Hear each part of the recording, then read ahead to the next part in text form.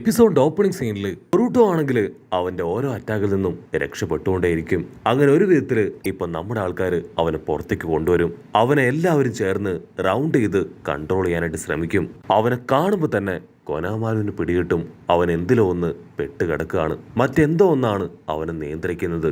ഉടനെ ലോങ് ഷോട്ടിൽ ആ വിക്ടർ ആളാണെങ്കിൽ ആ കാഴ്ചയൊക്കെ കണ്ട് പ്രത്യേകിച്ച് ഒന്നും മിണ്ടാതെ അത് നോക്കി നിൽക്കും. ഇവിടെ കൊനാമാരുവും ബൊറൂട്ടോയും അവർ രണ്ടുപേരും ചേർന്ന് കാര്യമായിട്ട് എന്തൊക്കെയോ പ്ലാൻ ചെയ്യും. അതിനുശേഷം അവർ രണ്ടുപേരും ഡോക്ടറിന് ക്രോസ് ആയിട്ട് നിന്ന് അവനെ സീൽ ചെയ്ത് അങ്ങനെ ലോക്ക് ചെയ്യാണ്. പക്ഷെ അവനാണെങ്കിൽ ആ സീലിംഗ് ചിപ്സ് തകർത്ത് ബൊറൂട്ടോയെയും കൊനാമാരുവെയും അവർ രണ്ടുപേരെയും രണ്ടു ഭാഗത്തേക്ക് അടിച്ചു തെറിപ്പിക്കും. ബൊറൂട്ടോയുടെ കൈയൊക്കെ മുറിഞ്ഞ് ചോര തുളുമ്പി ഒരുപാട് വേദനയിൽ നിൽക്കും. അത് കണ്ട മീച്ചുക അവനുടനെ അവന്റെ സ്നേക്ക് പവർ ഉപയോഗിക്കും. അതുപയോഗിച്ച് അവനെ പിടിച്ചു വലിച്ച് അതിലൊരു സ്നേക്ക് അവന്റെ കൈ കടിക്കും. പക്ഷെ അപ്പോഴായിരിക്കും ഒരു വമ്പൻ ട്വിസ്റ്റ്. ആ വിക്ടറിന്റെ ആൾക്കാര് അവര് വന്ന് ലൈറ്റ്നിങ് ചിപ്സ് ഉപയോഗിച്ച് അവനെ അറ്റാക്ക് ചെയ്യാണ്. അവരുടെ കയ്യില് ആ സയന്റിഫിക് നിഞ്ച ടൂളുണ്ട്. അതുപയോഗിച്ചാണ് ലൈറ്റ്നിങ് പവർ ഇപ്പൊ ഡോക്ടറിന് മേലേക്ക് അയക്കുക. ആ ലൈറ്റ്നിങ് ജിപ്സു പവറിൽ അനാട്ട ഡോക്ടർ ആളങ്ങനെ കത്തിക്കരിഞ്ഞ് ബോധം കെട്ട് താഴേക്ക് വീഴും. വിക്ടർ പറയും, ഇങ്ങനെ ചെയ്താൽ മാത്രമേ ഞങ്ങൾക്ക് അവനെ ഇവിടുന്ന് സേഫായിട്ട് കൂട്ടിക്കൊണ്ടുപോയി ട്രീറ്റ്മെന്റ് കൊടുക്കാൻ പറ്റൂ. അത് കേട്ട് കൊനകുമാരു അവൻ ഷോക്കാവും. നിങ്ങൾ എന്തായി പറയണേ, നിങ്ങൾ കൊണ്ടുപോകുന്നു എന്നോ? അതിന് വിക്ടർ തീർത്തു പറയും, അതെ, ഇദ്ദേഹത്തെ കൊണ്ടുപോകേണ്ടത് ഞങ്ങളുടെ ഉത്തരവാദിത്തമാണ്, ഞങ്ങളുടെ സ്റ്റാഫാണ്, നിങ്ങൾക്കിതില് ഇനി യാതൊരു റോളും ഇല്ലാന്ന് പറയും. ഉടനെ ബൊറൂട്ടോ അവൻ ഒരുപാട് വിഷമത്തില് ഡോക്ടറിന്റെ കഴുത്തിൽ നിന്ന് വീണുപോയ ആ ഒരു ചെയിൻ കയ്യിലെടുക്കും. അതിനുശേഷം അവരങ്ങനെ മടങ്ങി വന്ന് ഒരു നദിക്കരയിൽ ഇരിക്കുകയാണ്. മെയ്സുകയാണെങ്കിൽ അവന്റെ കയ്യിൽ എന്തോ ഒരു ഡിഫറൻസ് തോന്നി അവന്റെ കയ്യിലേക്ക് തന്നെ നോക്കി നിൽക്കും. കട്ട് ചെയ്ത വിക്ടർ ആണെങ്കിൽ ഇപ്പൊ ഡോക്ടറുമായിട്ട് ലാബിലേക്ക് വരും. വിക്ടർ പറയും, അവനെ മുഴുവൻ സെർച്ച് ചെയ്തു, നമ്മൾ അന്വേഷിക്കുന്ന ആ ഒരു സാധനം അതിപ്പോ അവന്റെ കയ്യിലില്ല. വിക്ടർ ആണെങ്കിൽ ഫുൾ കലിപ്പില് അവനെ കൊണ്ട് ഇനി യാതൊരു പ്രയോജനവും ഇല്ല, അവനെ കൊന്നു തള്ളാനായിട്ട് പറയും. കട്ട് ചെയ്ത ഇവിടെ ബൊറൂട്ടോയ്ക്കാണെങ്കിൽ ഭയങ്കര ഡിസപ്പോയിന്റ്മെന്റ് ആണ്. അവര് തിരികെ ഗ്രാമത്തിലേക്ക് പോകാൻ തയ്യാറെടുക്കുമ്പോഴായിരിക്കും സാറഡയുടെ നിലവിളി കേൾക്കുക. അവരാണെങ്കിൽ ഓടി സാറഡയുടെ അടുത്തേക്ക് വരും. അവള് പറയും, മീച്ചയ്ക്ക് എന്തോ സംഭവിച്ചു, ആ ഡോക്ടറിന് സംഭവിച്ച അതുപോലെ എന്തോ ഒരു ചേഞ്ചാണ് ഇവനിലും ഉണ്ടായിരിക്കുന്നത്.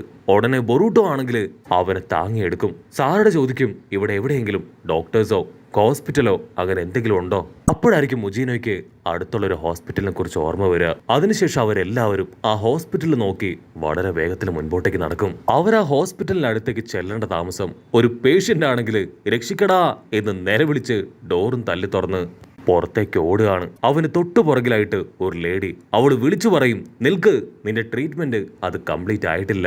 പക്ഷെ അവനാണെങ്കിൽ അത് മൈൻഡ് പോലും ചെയ്യാതെ 100-110 ഓടും. ഉടനെ മുജീന അവനിപ്പോ ആ ചുന്ദരിയായ പെണ്ണിനോട് പറയും, ഞങ്ങൾക്ക് അത്യാവശ്യമായിട്ട് നിന്റെ സഹായം ആവശ്യമാണ്, ഞങ്ങൾ ഒരാൾക്ക് തീരെ സുഖമില്ല, അവൻ എത്രയും പെട്ടെന്ന് നീ ട്രീറ്റ്മെന്റ് കൊടുത്ത് പഴയതുപോലെ ആക്കണം. ലേഡി ഡോക്ടർക്കാണെങ്കിൽ ഇപ്പോ ബൊറൂട്ടോയുടെ കൈ കാണുമ്പോ ഒരുപാട് വിഷമം തോന്നും. നിന്റെ കൈക്ക് എന്തു പറ്റി എന്ന് ചോദിച്ച് അവളാണെങ്കിൽ ഇപ്പൊ ബൊറൂട്ടോയുടെ കൈ പിടിച്ച് വലിച്ച് ഞെരിക്കാനായിട്ട് ആരംഭിക്കും.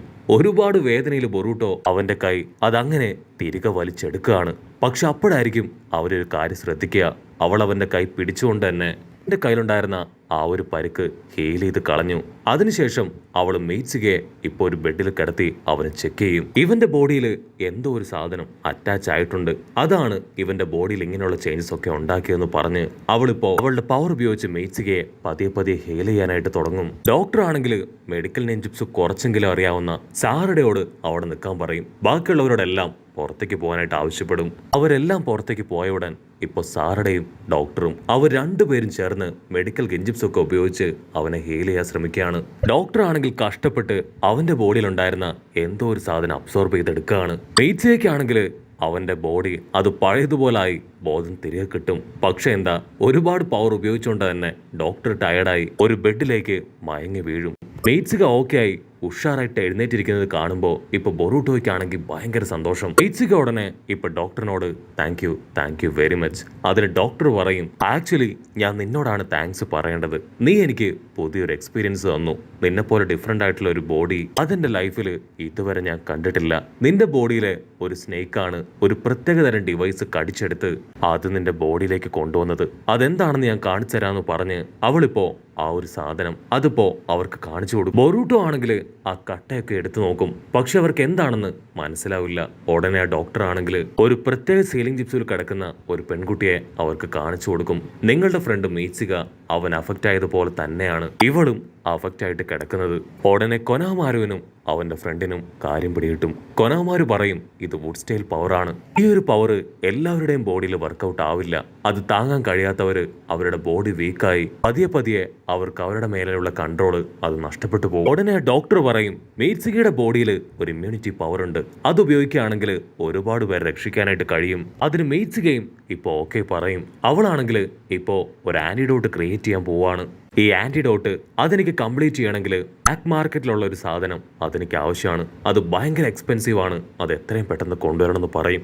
ഉടനെ കൊനഹമാരുവും അവന്റെ ഫ്രണ്ടും അവർ രണ്ടുപേരും ടെൻഷനാവും. കാരണം ആ ഒരു പ്രത്യേക ബ്ലാക്ക് മാർക്കറ്റ് അതുള്ളത് ആ ലാൻഡ് ഓഫ് സൈലൻസിലാണ്. അവിടുന്ന് അങ്ങനെ ബ്ലാക്ക് ഔട്ട് ചെയ്ത ഇപ്പോ മീറ്റ്സുക ഒഴികെ ബാക്കിയുള്ള നമ്മുടെ എല്ലാ ആൾക്കാരും ചേർന്ന് ഇപ്പോ ആ ഒരു ആന്റിഡോട്ട് ക്രിയേറ്റ് ചെയ്യാനുള്ള സീക്രട്ട് ആയിട്ടുള്ള ഇൻഗ്രീഡിയന്റ് അതിനുവേണ്ടി ബ്ലാക്ക് മാർക്കറ്റിലേക്ക് പോയിക്കൊണ്ടിരിക്കുകയാണ്. അവർക്ക് ആവശ്യമുള്ള ആ ഒരു ഇൻഗ്രീഡിയന്റ് അത് മറ്റൊന്നുമല്ല, ആശ്രാമ സെല്ലാണ്. അങ്ങനെ ഒരു കാട്ടിലൂടെ ഒരുപാട് ദൂരം മുൻപോട്ടേക്ക് വരുമ്പോൾ ചില കള്ളക്കൂട്ടങ്ങളൊക്കെ അവർ അറ്റാക്ക് ചെയ്യാൻ തുടങ്ങും. ഉടനെ കൊനഹമാരും ആളുടെ ഫ്രണ്ടും പറയും ഇവിടെയൊക്കെ ഒരുപാട് കള്ളന്മാരുണ്ട്, നമ്മൾ വളരെയധികം കെയർഫുൾ ആയിരിക്കണം ഇതുവഴി ട്രാവൽ ചെയ്യുമ്പോൾ. ഫൈറ്റ് ചെയ്തൊന്നും നമുക്ക് സമയം കളയാനില്ല. സോ നമ്മുടെ ഹെഡ് ടാഗ് അത് ഊരി വെച്ച് വേണം നമുക്ക് ഇവിടെ നിന്ന് മുൻപോട്ടേക്ക് പോകാനെന്ന് പറഞ്ഞ് അവർ ആ ബാൻഡൊക്കെ അഴിച്ച് മുൻപോട്ടേക്ക് പോവും. ബൊറൂട്ടോയുടെ മനസ്സിൽ അപ്പോഴും മീറ്റ്സുകയും ആ കുഞ്ഞു പെണ്ണും മാത്രമായിരിക്കും. അങ്ങനെ ഒരുപാട് ദൂരം അവർ മുൻപോട്ടേക്ക് വരുമ്പോൾ ആ ഒരു വില്ലേജിന്റെ എൻട്രൻസ് കാണും. അത് കാണുമ്പോൾ തന്നെ ബൊറൂട്ടോയ്ക്കാണെങ്കിൽ ഭയങ്കര സ്ട്രേഞ്ച് ആയിട്ട് തോന്നും. ഇവിടെ ഷിനോബികളൊന്നും ഇല്ലല്ലേ, ഈ ഒരു ഗ്രാമം അത് തകർച്ചയുടെ വക്കിലാണല്ലേ.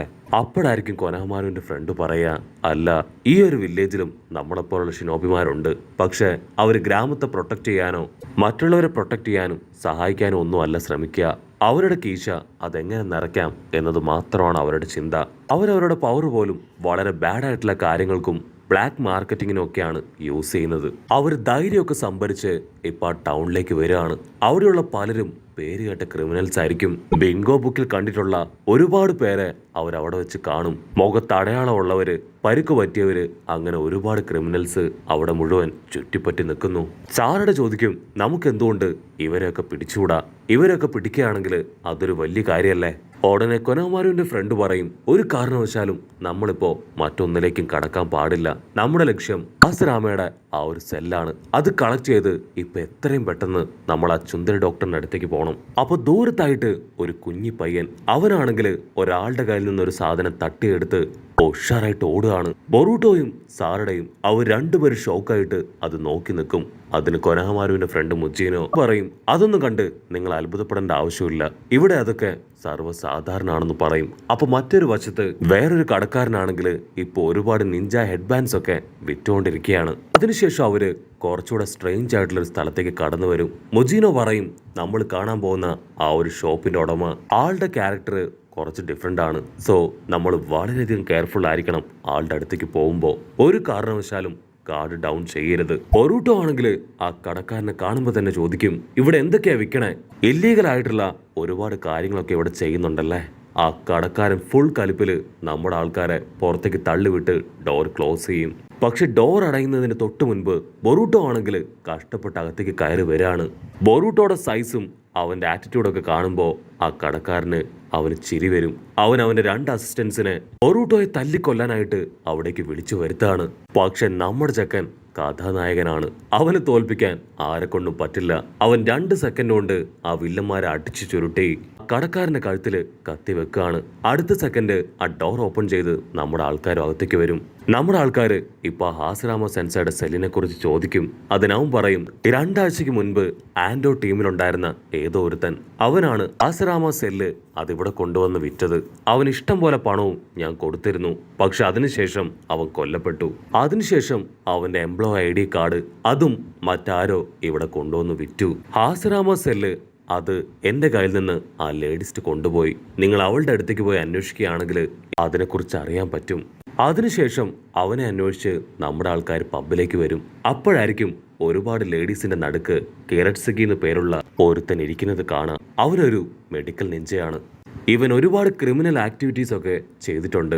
ബിങ്കോ ബുക്കിൽ ഇവന്റെ പേരുണ്ട്. സോ ഇവിടേക്ക് ഇവൻ വരണമെങ്കിൽ ഇവനും ആശ്രാമ സെൻസായുടെ സെല്ലുമായിട്ട് എന്തൊക്കെയോ കണക്ഷൻ ഉണ്ട്. അതെങ്ങനെയെങ്കിലും നമ്മൾ കണ്ടുപിടിക്കണം എന്ന് പറയും.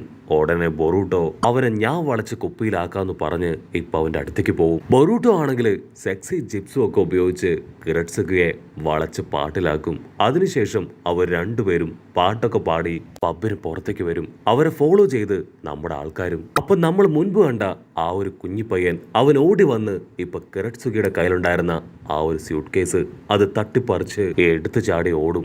പക്ഷെ കിരട്സുകി അവൻ വെറുതെ വിടില്ല. അവൻ ആ പയ്യനെ പിന്നാലെ പോയി അവനെ പിടിച്ച് വലിച്ച് ഞെട്ടിക്കും. അത് കണ്ട് ബൊറൂട്ടോ അവനാണെങ്കിൽ കിരട്സുകയെ തടയാണ്. അതിനുശേഷം ആ ഒരു ട്രാൻസ്ഫർമേഷൻ ജിപ്സു അത് ബ്രേക്ക് ചെയ്ത് അവന്റെ റിയൽ രൂപം ഇപ്പൊ അവന് കാണിച്ചു കൊടുക്കും. കിരട്സുകി ആണെങ്കിൽ ഒരു കത്തിയൊക്കെ എടുത്ത് അവനെ അറിഞ്ഞ പുറഞ്ഞ വെട്ടാൻ ശ്രമിക്കും. പക്ഷെ അപ്പോഴേക്കും ബൊറൂട്ടോ അവന്റെ പവർ ഉപയോഗിച്ച് ആളെ ഇട്ടിച്ച് താഴെയിടും. അല്പസമയം കഴിയുമ്പോഴേക്കും നമ്മുടെ ആൾക്കാരെല്ലാവരും അവന്റെ അടുത്തേക്ക് എത്തും. പക്ഷെ ലോങ് ഷോട്ടിലായിട്ട് ആ ഗ്രാമത്തിലുള്ള എല്ലാവരും നമ്മുടെ ആൾക്കാരെ ഇപ്പൊ നോട്ട് ചെയ്യാനായിട്ട് ആരംഭിക്കും. മാത്രമല്ല അവന്റെ കൂടെ മുൻപുണ്ടായിരുന്ന ആ 4 ലേഡീസ് അവർ ലേഡീസ് അല്ല, 4 ബോയ്സ് ആണ്.